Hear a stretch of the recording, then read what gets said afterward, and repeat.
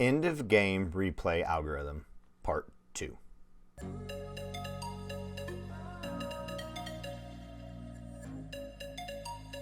everybody, this is Sam with Python Basics, and we're going to pick up where we left off last time. So let's just kind of recap. So we're bringing in our data set, we're grabbing our unique users, and then we're iterating through and slicing out of our data set, and we've created an object. Sorry, I have this everything all shrunk in the way we're zoomed in. So if you look right here, user, and then a list of a zipped object of the points and the timestamp associated with the points earned at that moment.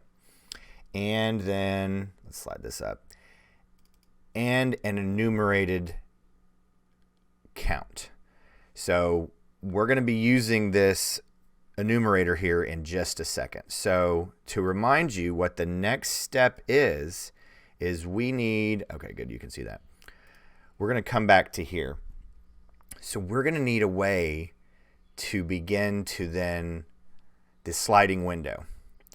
So first time through, we're going to check and move all the way through the end of the object. Then we're going to move over one, and then we're going to move through the object. Then we're going to move over another one.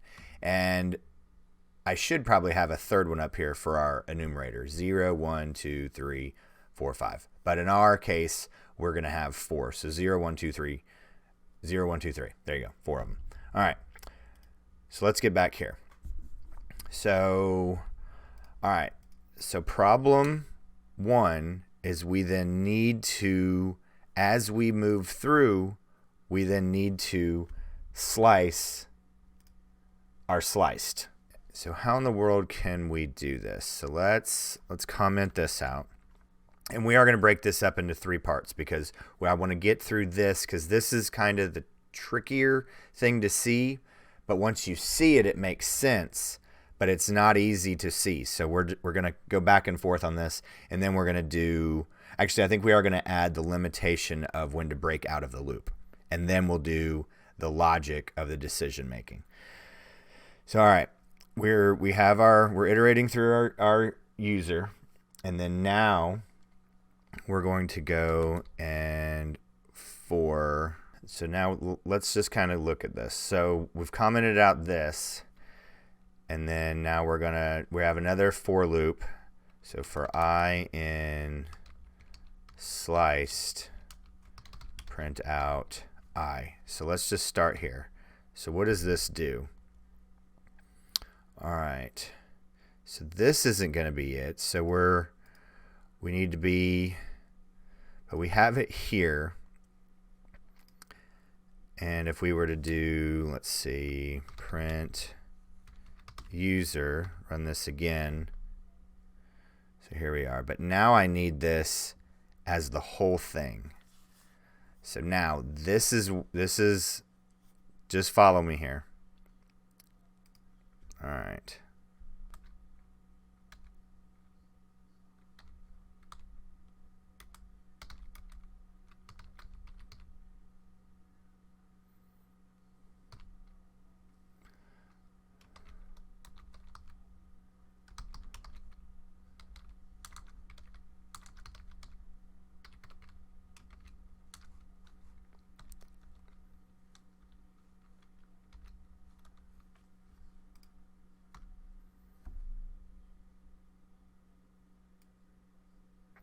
All right, so what in the world did I just do?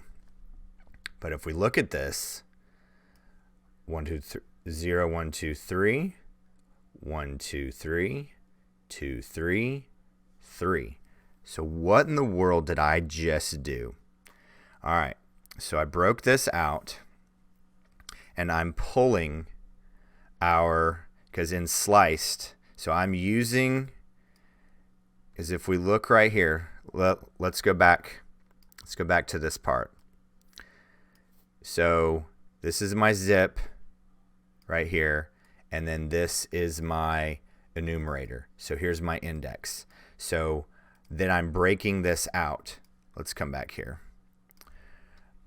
print I and j.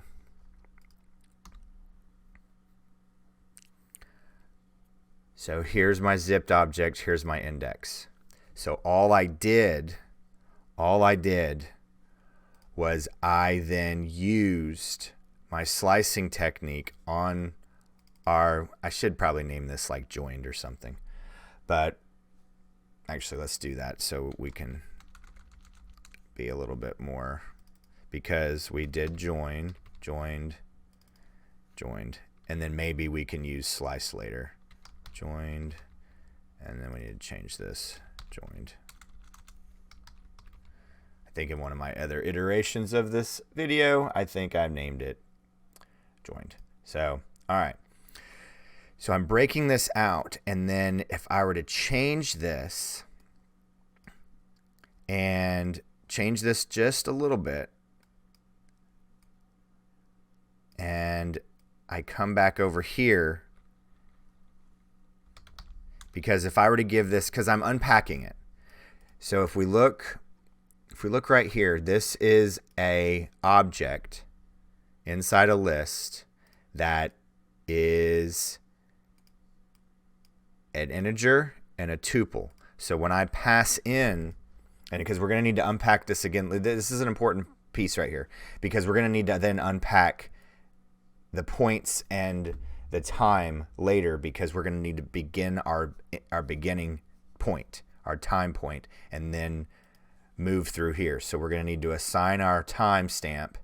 That becomes a hardened location, and then we're going to come back and refer back to it each time we begin our new one. And then we're doing subtraction, because we have a limitation of our smallest length of time, but also it needs to be less than 3 seconds. So, and I'm looking at the time on this, and we're probably just going to be ending this in just a minute. So we're going to do the time component, the logic on that, and then we're also going to be doing the logic on tabulation. So let's go through this one more time. So print, joined, and then we're slicing. So I want you to look and see what we're doing. Each time through, we're iterating through this. Then we're coming back up, and I'm slicing it with our index here. So I'm literally calling it upon itself, but as we're moving through the index, I'm referring back to the full object. All right, let's look at it one more time. And I know this can be very, very weird, but once you think about it, because joined is the full object. So then if I were to then, so as I go through, and let's go for I, J in joined, print just I get 0, 1, 2, 3. Okay, so now let's tweak this just a little bit again.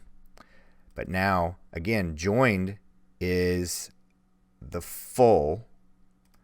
So then if I tweak this and do joined, and then I'm slicing at my index, and I'll show you one other way so to really bring this home.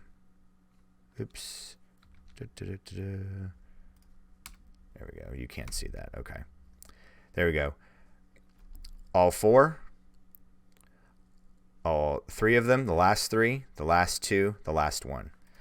So again, joined, and if I were to do this non-manual, or manual, not automated, when I do 0 index to the end, because here's our slicing, all the way to the end, I get all 4. And then if I adjust this to 2, I get from the second index to the end, and so forth.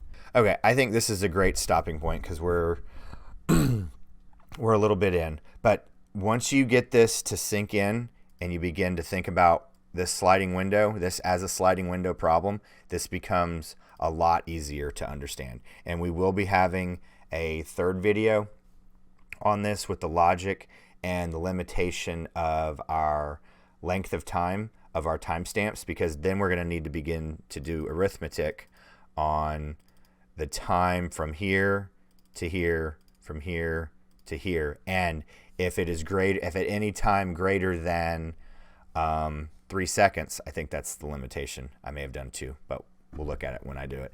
And then we just go from there. So please drop any comments, questions, video requests. And if you've not joined the Discord server, go ahead and click the link down below. And as always, guys, thank you so much for watching. Stay tuned, and we'll see you next time. Bye, guys. Hey, guys. Thanks for joining us today. I hope you really enjoyed today's video. And if you haven't, check out this video right here or this one right down here. And most important, make sure you're hitting this subscribe button and the notification bell. Thanks again for joining us, and we hope to see you next time. Bye, guys.